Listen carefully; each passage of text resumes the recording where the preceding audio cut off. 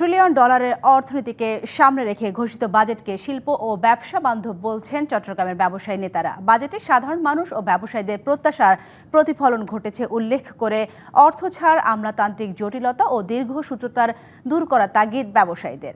প্রস্তাবিত বাজেটে চট্টগ্রামকে কতটুকু গুরুত্ব দেওয়া হয়েছে তা নিয়েও চলছে বিশ্লেষণ।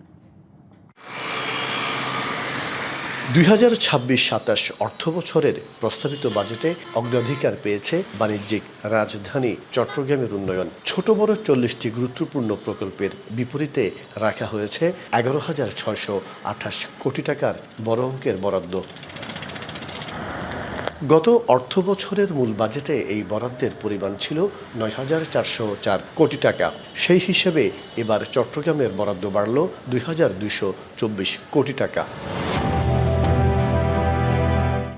মাতারবাড়ি গভীর সমুদ্র বন্দর ও বে টার্মিনালের মতো মেগা প্রকল্পের কারণে এবারও বরাদ্দের সিংহভাগ 4,363 কোটি টাকা পেয়েছে বন্দর। ওয়াসার মেগা প্রকল্পে দেয়া হয়েছে 760 কোটি টাকা ও কর্ণফুলী নদীর উপর বহুল প্রতীক্ষিত কালুরঘাট সেতু নির্মাণে বরাদ্দ দেয়া হয়েছে 697 কোটি টাকা।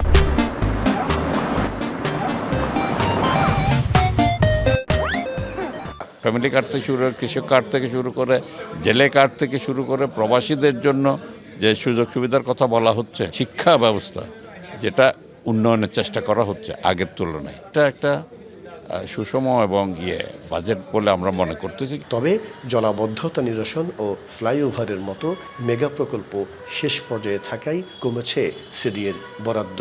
রাখা হয়েছে 778 কোটি টাকা। সিটি কর্পোরেশনের 5টি প্রকল্পের মধ্যে 3টিতেই কোনো বরাদ্দ পায়নি। গত বছরে 700 কোটি টাকা দেয়া হলেও এবারের পরিমাণ মাত্র 380 কোটি টাকা। পরিবর্তিত পরিস্থিতিতে 17 বছরের যে জঞ্জাল বাংলাদেশের উপর দিয়ে গিয়েছিল, সে তার পরবর্তীতে মানুষের যে আকাঙ্ক্ষা এই বর্তমান সরকারকে নিয়ে, বাজেটকে নিয়ে, সেটা পরিপূর্ণভাবে বাস্তবায়িত হলে আমরা আশা করি। ব্যক্তি করদাতাদের টার্নওভার করের আওতামুক্ত সীমা 3 কোটি থেকে বাড়িয়ে 4 কোটি টাকা ও ব্যাংক স্থিতির ক্ষেত্রে আবগারি শুল্ক অব্যাহতির সীমা 3 লাখ থেকে বৃদ্ধি করে 4 লাখ টাকা করায় সাধারণ মানুষ ব্যাংকে টাকা রাখতে উৎসাহী হবে জানান বিশেষজ্ঞরা।